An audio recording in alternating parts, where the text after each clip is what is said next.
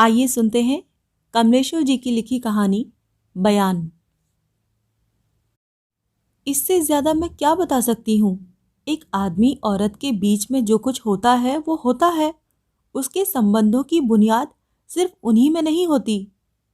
जी, मैं बहक नहीं रही हूँ। सुनना है तो पूरी बात सुनिए। टुकड़े टुकड़े बातों से मेरा जी बहुत घबराता है। अगर आप सिर्फ मेरी शादी से कुछ पहले की, कुछ बीच की और अंत की बातें ही जानना चाहते हैं तो मैं मशीन की तरह बताती जाऊंगी, क्योंकि मुझे बतानी पड़ेंगी। खामोश रहकर मैं न आपके कानून से बच सकती हूँ, न लोगों की हिकारत से, और न अपनी बच्ची के सवालों से। सिवाय मेरी जिंदगी के और कोई जवाब मेरे पास नहीं है। जो कुछ है वो मेरी जिंदगी में ही बिखरा हुआ है। वे लम्हे जिन्हें मैं कभी बिखरने नहीं देती, वे भी अब यादों से छिटक गए हैं या छिटक रहे हैं। अब मुझे छुपाना क्या है, किसके लिए और क्यों? जी हाँ, ये सच है। शादी से पहले मैं विशन को चाहती थी, लेकिन इसका इस मामले से क्या लेना देना है? झूठ सच के कुलाबे मत मिलाइए। मैं भगवान का वास्ता देकर कहती हूँ, इसका कोई संबंध इस हादसे से नहीं है। भगवान के लिए मुझे जलील मत कीजिए। मुझे नहीं मालूम विशन अब कहाँ है। ये तो 22 साल पहले की बात है, बल्कि उससे भी एक आध बरस पहले की। नहीं, हमने कोई वादा नहीं किया था। नहीं नहीं नहीं, वो मेरी शादी के वक्त मौजूद भी नहीं था। उसने कोई धमकी नहीं दी थी। विशन इस तरह का लड़का नहीं था। वो बहुत समझदार, गंभीर और ज़हीन था। जी, गलत मतलब क्यों लगाते हैं? इन शब्दों के इस्तेमाल से आपको लगता है कि मैं आज भी उसे चाहती हूँ। आप जो चाहे कह लीजिए, मैं क्या कर सकती हूँ। लेकिन क्या मुझे ये हक नहीं कि मैं अच्छे को अच्छा और बुरे को बुरा कह सकूं? नहीं, मेरा विशन से बस उतना ही प्यार था जितना कि 22-24 बरस पहले कोई भी लड़की किसी भी लड़के से कर सकती थी। मैं कब इनकार करती हूँ कि वो मुझसे मिला नहीं। लेकिन मेरा एतबार कीजिए, शादी के बाद मुझे ये भी नहीं मालूम कि वो कहाँ गया। सच। देखिए, फिर गलत बात कही जा रही है। मैं आत्मा की गहराइयों से कहती हूँ कि मेरे पति ने मुझे बेइंतहा प्यार किया। उन्होंने मुझे कभी तंग नहीं किया। मैंने, इसकी गवाही तो सिर्फ वे दे सकते थे, अगर वे होते। ये सरासर गलत है। आप लोग गलत और बेकार सवालों से सही नतीजे तक कैसे पहुंचेंगे? इन सब फिजूल की बातों से आप उनकी मौत की वजह नहीं ढूंढ सकते। शादी से पहले का बादल के टुकड़े की तरह तैरकर गुजरा हुआ इश्क, उस प्रेम की काली परछाइयाँ, पति पत्नी की कलह, छोटे मोटे झगड़े, घर वालों से तनाव या पड़ोसियों से मनमुटाव, ये सब बड़ी मामूली बातें हैं। आप अभी तक इन्हीं के सहारे सच्चाइयों तक पहुंचने में लगे हैं। इनसे कुछ भी हासिल नहीं होगा। उनके साथ मेरी आखिरी रात, अगर कहिए तो कुछ ऐसा बता दूं ताकि आपका अंधा और बहरा कानून किसी नतीजे तक पहुंच जाए। लेकिन उस आखिरी रात में ऐसा कुछ भी नहीं हुआ था। हमेशा की तरह हमारी वो रात भी बहुत मामूली थी। एक ऐसी रात जो औसत आदमी की रात हो सकती है। मैंने मैंने कोई ताना नहीं दिया था। वे गुस्से में कतई नहीं थे। हम दोनों ही एक दूसरे को समझा लेते थे। पिछले कई बरसों से हमारी रातें यूं ही गुजरती थीं। हमारे पास और था ही क्या, सिवाय एक दूसरे के, सिवाय परेशानियों के। बच्ची, वो हमारे पास एक छोटी खाट पर सोती थी। जी, सिर्फ 2 कमरे हैं। एक कमरा बैठक का काम देता है। शाम को वे घूमने गए थे। कभी कभी देर में भी लौटते थे, पर वे वक्त से लौट आए थे। बच्ची के लिए 4 टॉफियां भी लाए थे। 2 उन्होंने उसे दे दी थी, 2 दूसरे दिन के लिए कागज के नीचे रख दी थी। जी, इससे पहले वे एक सरकारी पत्रिका में थे। हाँ, जी हाँ, फोटोग्राफर ही थे। उन्होंने अपना धंधा कभी नहीं बदला। उन्हें भरोसा था कि एक दिन वे बहुत बड़े फोटोग्राफर बनेंगे। उनकी जिंदगी का यही मकसद था। कभी नहीं, उन्होंने कभी मॉडल फोटोग्राफी नहीं की। अगर वे करते तब भी हमारे बीच कोई बात नहीं आती।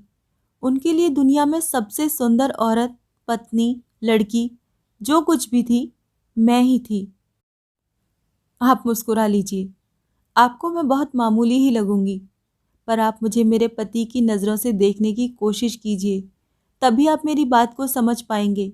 कैमरा और मैं, बस उनके लिए यही दो चीज़ें थी, या फिर हमारी बच्ची।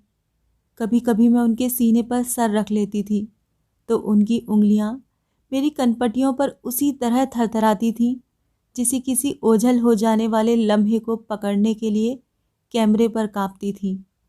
मेरी उंगलियों के पोर वे ऐसे दबाते रहते थे जैसे शटर दबा रहे हों। हमारे प्यार के सबसे खूबसूरत क्षण यही होते थे। ठीक कहते हैं आप, निजी बातों से आपका क्या लेना देना, लेकिन मैं समझ नहीं पाती कि तब फिर आप कारणों को कहाँ से ढूंढेंगे। मेरी जिंदगी की मटमैली रोशनी से ही आपको कारण खोज पाने में सुविधा रहेगा। अगर ये क्षण न होते तो मेरी जिंदगी में और था ही क्या। 22 वर्षों का एक वीरान सफर, बेकार रह जाना और हर किनारे पर सर पटकते जाना। खैर, मैं चुप हो जाती हूँ। पर आप ही तो कहते हैं कि इन बातों को रहने दीजिए, इनके सिवा मेरे पास और कुछ नहीं है। मुझसे बोलने को कहेंगे तो मैं यूं ही बोलूंगी। आप चाहे तो टुकड़े टुकड़े सवाल पूछ लीजिए। जी हाँ, सरकारी पत्रिका में फोटोग्राफर के रूप में संबद्ध होने से पहले वे सरकार के ही प्रेस इंफॉर्मेशन ब्यूरो में थे। फोटोग्राफर ही थे। मैंने कहा ना, उन्होंने अपना धंधा कभी नहीं बदला। शुरू शुरू में जब वे मुझे ज़रा सी आंख दबाकर देखते थे तो मुझे बड़ी गुदगुदी होती थी। ये शादी के बाद शुरू दिनों की बात है। मुझे गुदगुदी इसीलिए होती थी कि एक आंख दबाकर देखना, आप तो जानते हैं, मुझे भी अब हंसी आती है, पर यह उनकी आदत बन गई थी। जी हाँ, बड़ी बचकानी लगती है ये हरकत, पर कैमरे की वजह से वे मजबूर थे। बाद में मुझे उनकी इस आदत से कभी कभी चिढ़ होती थी, पर फिर कुछ दिनों बाद मैंने जाना, जब भी वे एक आंख दबाकर मुझे देखते हैं तो सिर्फ मुझे ही देख रहे होते थे। मैं माफ़ी चाहती हूँ। क्या करूँ, लौट लौट कर उन्हीं क्षणों पर पहुँच जाती हूँ। दुख तो अब उठाना ही है। जो हो सका दोनों ने मिलकर उठाया, पर अब तो हम दोनों के वही क्षण शेष हैं जो भूले भटके कभी आ जाते थे, हंसी खुशी के एकाध क्षण। प्रेस इंफॉर्मेशन ब्यूरो में वे करीब 5 साल थे, करीब 6 साल सरकारी पत्रिका में, 4 साढ़े 4 साल एक विज्ञापन कंपनी में। जी हाँ, उन्होंने हार कर नौकरी छोड़ दी थी, या कहिए कि छुड़वा दी गई थी। उन्होंने कोई गैर वाजिब काम नहीं किया था। हाँ, वो सब जानकारी तो आपके पास होगी। सरकारी नौकरी की रिपोर्ट भी भारत सरकार से आ गई होगी। ठीक है, उनकी दफ्तरी जिंदगी के बारे में मुझे ज़्यादा मालूम भी नहीं, सिवाय इसके कि शादी के बाद शुरू शुरू के सालों में वे बहुत उत्साहित रहते थे। जी, तस्वीरों को लेकर। तस्वीरें? और कैसी? वे सरकारी फोटोग्राफर थे। 15 अगस्त, शानदार दावतें, आने वाली विदेशी मेहमान, लाल किले में स्वागत समारोह, शाही सवारी, शिलान्यास, उद्घाटन, इन्हीं सब की तस्वीरें होती थीं। फिर जिस साल से 26 जनवरी का जश्न शुरू हुआ, तब से ज़रूर कुछ लड़कियों वड़कियों की तस्वीरें भी लेने लगे थे। लोक नृत्यों की, झांकियों की, नेवी के बैंड की, राष्ट्रपति की सवारी और सलामी की, तरह तरह की तस्वीरें होती थीं। एक बात गौर करने की है, जब वे सरकारी पत्रिका में ख़ास तौर से जोड़ दिए गए तो लहलहाती खेती, बांध, बिजली घर, फैक्ट्रियों, मिलों, वन महोत्सवों, नई रेलवे लाइनों, पुलों के उद्घाटनों, स्कूलों वगैरह की तस्वीरें उतारते थे। वे बहुत खुश होते थे, कहते थे आज़ादी का यही सुख है। पर कई बरसों बाद उनका ये उत्साह पता नहीं कहाँ खो गया था। उनके दिल में कुछ घुमड़ता रहता था। एक बार बोले थे, इन तस्वीरों से कुछ हासिल नहीं होता, मैं खुद कहीं भीतर से झूठा पड़ता जा रहा हूँ। शायद कुछ दिनों बाद मैं किसी से ये भी नहीं कह पाऊँगा कि ये तस्वीरें सच्ची होती हैं। जी हाँ, उस दिन पहली बार मैंने उनकी आंखें बेहद लाल देखी थीं। लगता था जैसे उनकी आंखों में खून उतर आया हो। मैंने त्रिफला का पानी बनाना शुरू कर दिया था, पर उनकी आंखों की लाली नहीं गई। उन्हीं दिनों एक घटना हो गई थी। थार के रेगिस्तान को रोकने के संबंध में किसी मंत्री जी ने कोई बयान दिया था। शायद ये कहा गया था कि मीलों जंगल रोककर रेगिस्तान का पूरब की तरफ बढ़ना रोक दिया गया है। ये उस जंगल की जो तस्वीरें लाए, उनमें जंगल कहीं नहीं था, रेगिस्तान ही रेगिस्तान था। पेड़ लगाए जरूर गए थे, पर वे सब सूख गए थे। गलती से वे तस्वीरें छप गई थीं। विरोधी दल के किसी सदस्य ने उन तस्वीरों का हवाला देकर मुसीबत खड़ी कर दी थी। ये सब शायद लोकसभा में ही हुआ था। मंत्री जी का बयान इनकी तस्वीरों से मेल नहीं खाता था। आदमी से गलती हो जाती है, इनसे भी हो गई थी, पर इस गलती पर इन्हें बहुत डांटा फटकारा गया था। मंत्री जी ने उन्हें हटा देने का ऑर्डर कर दिया था। उन दिनों ये बहुत परेशान थे। बस उसके बाद इनका वहां रहना मुश्किल हो गया था। तब मैंने इनकी लाल लाल आंखों से खून का पहला कतरा गिरते हुए देखा था। रात भर छटपटाते रहे थे। सुबह उठे थे तो इनका तकिया खून की बूंदों से रंगा हुआ था। जी हाँ, खून। मैंने भी पहले कभी नहीं देखा था, न कभी सुना था, पर यह हुआ था। हमारे घर की हालत खस्ता हो गई थी। जी हाँ, इसी के बाद नौकरी से ये अलग हो गए थे। एक तरह से मजबूरन इन्हें हटना पड़ा था। तब इन्होंने एक विज्ञापन कंपनी में काम कर लिया था। 2-3 घंटे के लिए जाते थे। काम क्या, एक बहाना था। बहुत मुश्किल से गृहस्थी चलती थी। तभी बच्ची पैदा हो गई। बच्ची के आने से हम कुछ दिनों के लिए ताज़ा हो गए थे। नहीं, शराब इन्होंने कभी नहीं पी, विज्ञापन कंपनी में भी नहीं। मॉडल सॉडल लेकर कभी घर नहीं आए। जी हाँ, कभी घर से बाहर नहीं रहे, हर रात घर पर ही गुजारी। जी नहीं, किस्मत के लिए कभी दोषी नहीं ठहराया। बहुत अच्छी तरह पेश आते थे। तस्वीरें कोई 4-6 हजार होंगी, पर सब सरकारी तस्वीरें हैं। हाँ, वे बहुत तकलीफ के दिन थे। 200 रुपया मिलता था। जी बिल्कुल, उन्हीं दिनों मुझे नौकरी करनी पड़ी। स्कूल में मैनेजर कभी कभी आते थे। इन्होंने कभी मना तो नहीं किया। जी हाँ, कभी कभी ये पहुंचाने जाते थे। बच्ची इन्हीं के पास रहती थी। ये ज़्यादातर घर पर ही रहते थे। जी नहीं, विज्ञापन कंपनी की नौकरी खत्म हो जाने के बाद। जी, फिर इन्होंने अपना काम शुरू कर दिया था। जी नहीं, इधर उधर अखबारों को तस्वीरें भेजते थे। घर के बाथरूम में डार्क रूम बना लिया था। बच्ची की भी बहुत सी तस्वीरें ली थी। घर का खर्चा मेरी नौकरी से निकलता था। भगवान के लिए मुझे जलील मत कीजिए। मैं मैनेजर के घर जाती थी, पर इसका मतलब ये तो नहीं कि मैं यहाँ भी तो हाजिर होती हूँ। आप कहते हैं तो मैं अपने इस जुमले के लिए माफ़ी मांग लेती हूँ। क्या करूँ? दिल छिदता है तो यही सब मुंह से निकलता है। जी, मुझे जी माफ़ जी किया जाए। जी, जुमला जी वापस लेती हूँ।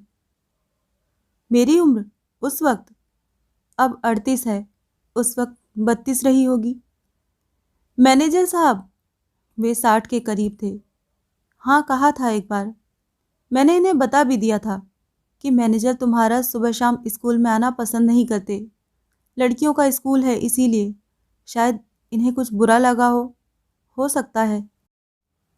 लेकिन मैं आपसे फिर कहती हूँ, इन वजहों पर मत जाइए। ये वजहें कतई नहीं हैं। किस्से कहानियों की बातें और होती हैं। ये मेरी जिंदगी की हकीकतें हैं। इस तरह मखौल मत उड़ाइए। मेरे अच्छे दिनों को गंदा मत कीजिए। तकलीफों के दिन सही, पर हम आदी हो गए थे। हमारे लिए वे ही अच्छे दिन थे।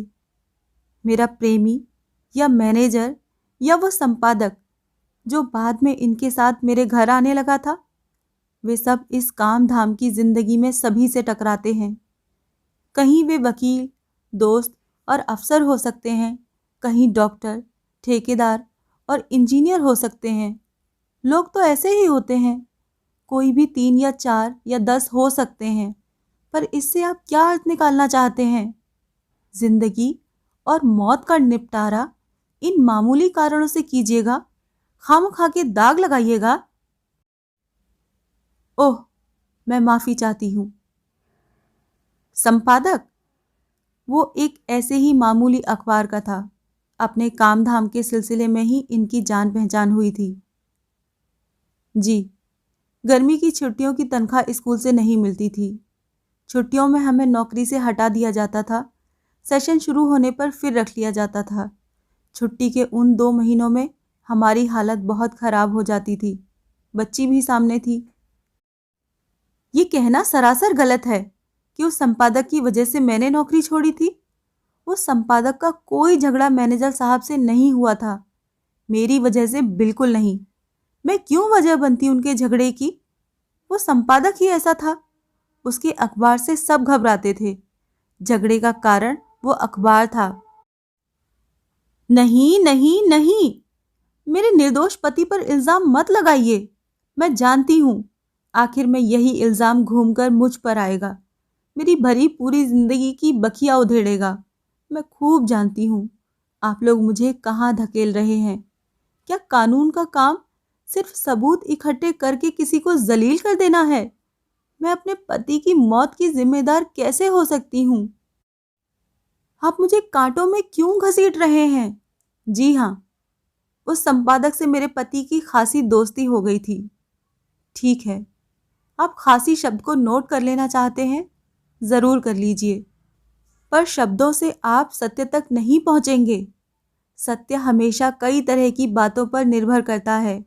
आदमी के इतिहास, परिस्थितियों, माहौल, किसी खास घटना क्षण के यथार्थ और सबसे ज्यादा उसकी अपनी आंतरिक यातनाओं की टीस पर।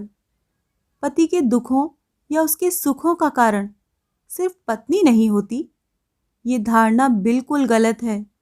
दोनों एक दूसरे को बेतरह चाहते हुए भी एक दूसरे से मुक्त भी होते हैं, जुड़े हुए भी अलग होते हैं, पानी की लहरों की तरह।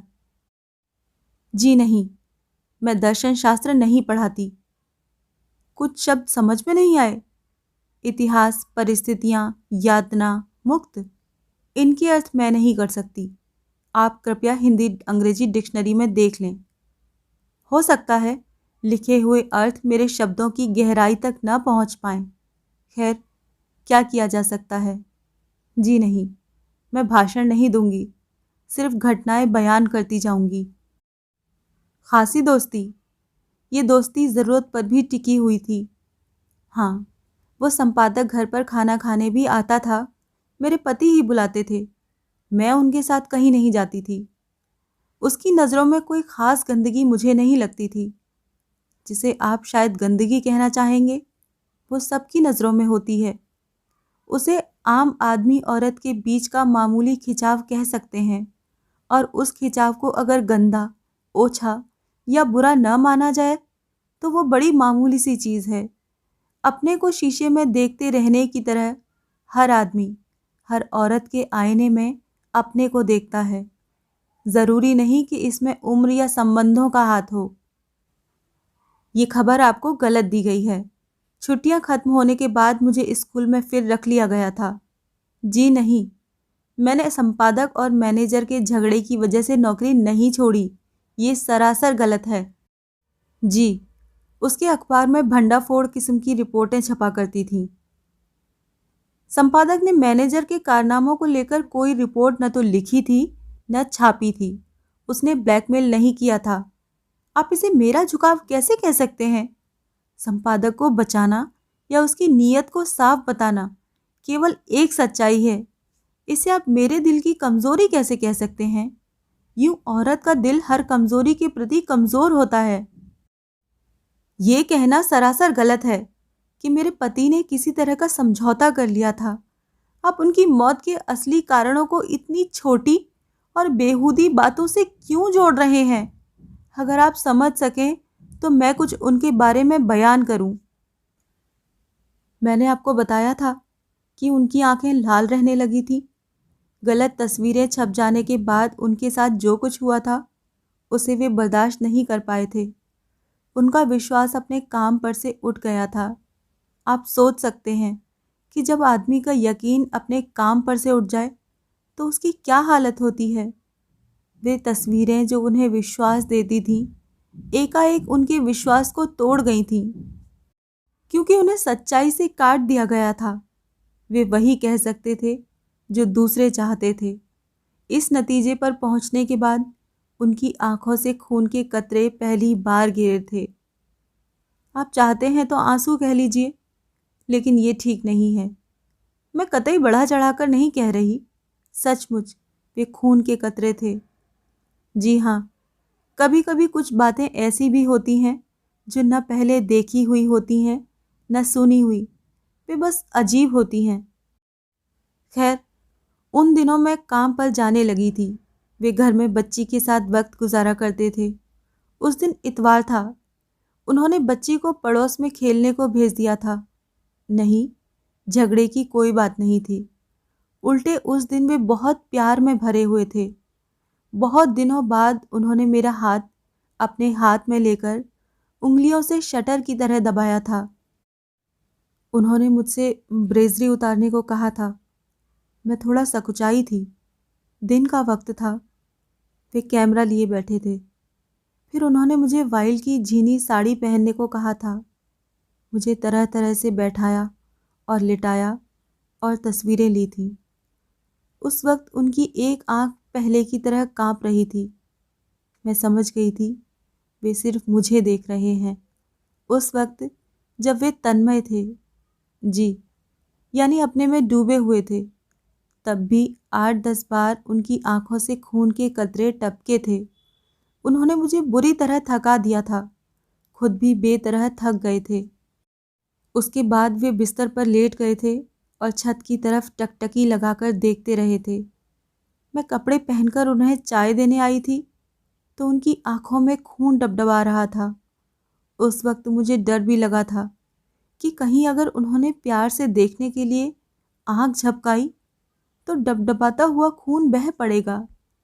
चाय मैंने सिरहाने तिपाई पर रख दी थी। वो वहीं रखे रखे ठंडी हो गई थी। खाना खाते वक्त वे कह रहे थे कि कुछ कमाई हो जाए तो एक टेली लेंस खरीदना चाहते हैं ताकि बाजार के लायक काम कर सकें। उसी के लिए उन्हें कुछ रुपए की ज़रूरत थी। यूं घर मेरी तनख्वाह से घिसट भर रहा था। ज़रूरत तो तब भी पड़ती थी। खाना खाते हुए ये काश, स्टिग्लिट्स, स्टाइशन, स्ट्रैंड, वेस्टन, स्मिथ, अवेदोन, पाल, काशीनाथ, पारिक वगैरह के नाम बराबर ले रहे थे। नहीं नहीं, गलत मत समझिए। ये मेरे दोस्तों या चाहने वालों के नाम नहीं हैं। आप लोग हमेशा गलत रिश्ते जोड़ते हैं। हमेशा आदमी के अस्तित्व पर शक करते हैं। अस्तित्व? जी, वजूद समझ लीजिए। ये आदमी की अपनी जिंदगी के कानून का शब्द है। ये आपको किताबों में नहीं मिलेगा। खैर, शाम को ही उन्होंने फिल्म डेवलप करके प्रिंट बना लिए थे। प्रिंट देखते हुए वे बहुत संजीदा थे। मुझे नहीं मालूम उन्हें क्या हुआ था। मेरी तस्वीरें लेकर वे शीशे के सामने खड़े थे। तस्वीरें देखते थे और अपना मुंह आईने में देखते जाते थे। बस उसी वक्त उनकी आंखों से खून की धार रिसने लगी थी। उस शाम से जो खून टपकना शुरू हुआ फिर नहीं रुका। जब तक वे जीवित रहे लगातार खून टपकता रहा। संपादक ने मेरी 2 तस्वीरें अगले दिन छापी थीं। बस यहीं से हंगामा शुरू हुआ था। मेरी वे अधनंगी तस्वीरें स्कूल के मैनेजर तक भी पहुंची थीं। उन्होंने फौरन तय किया कि इस तरह की औरत का स्कूल में रहना एक पल के लिए भी मुमकिन नहीं।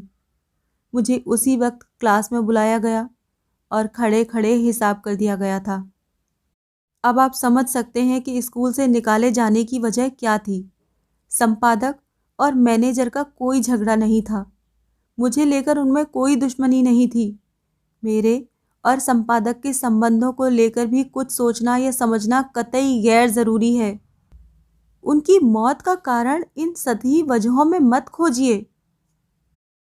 जी, खून की धार की वजह मैं क्या बता सकती हूँ।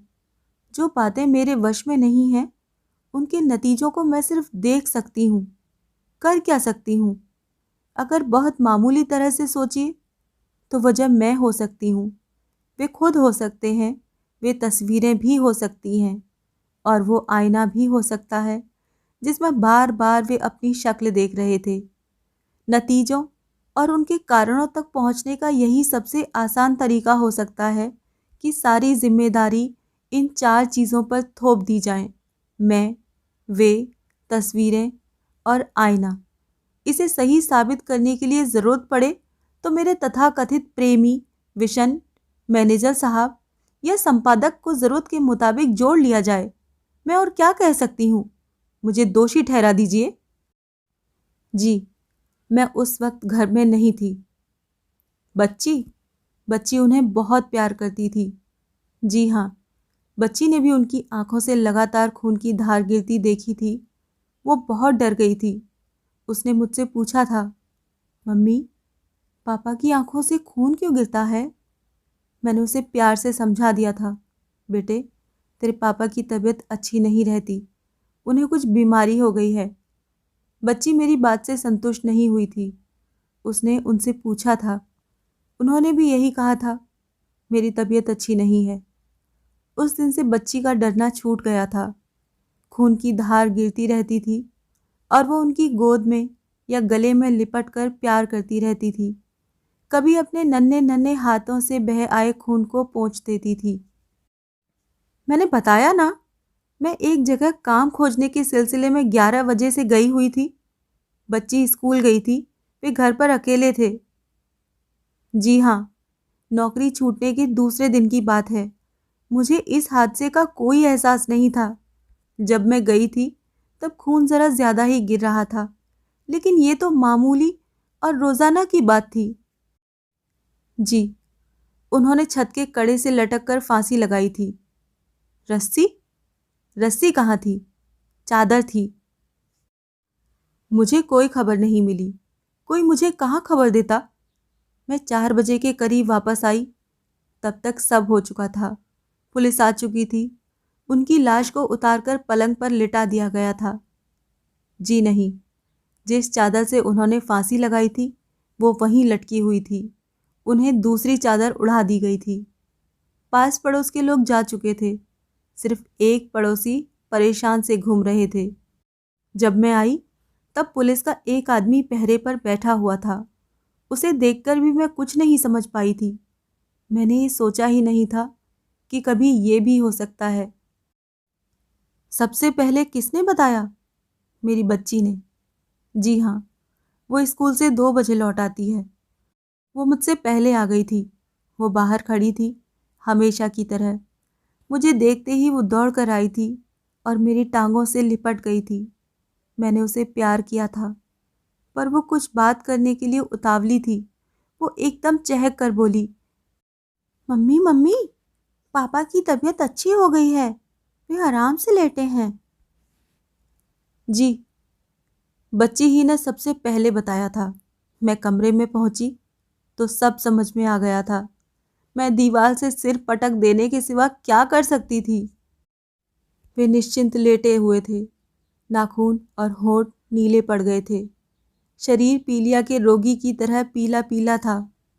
हाँ, आंखें बंद थीं और बिल्कुल सूखी हुई।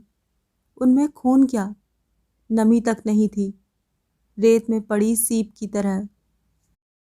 इसके बाद जो कुछ हुआ उसकी तफसील आपके पास है ही। आत्महत्या से पहले की जो बातें थीं वे मैंने सामने रख दी हैं। फैसला कुछ तो होगा ही, और वो व्यक्ति के खिलाफ ही हो सकता है। जी, व्यक्ति माने अकेला आदमी, जैसे अकेली मैं या आप। ये थी कमलेश्वर जी की लिखी कहानी बयान।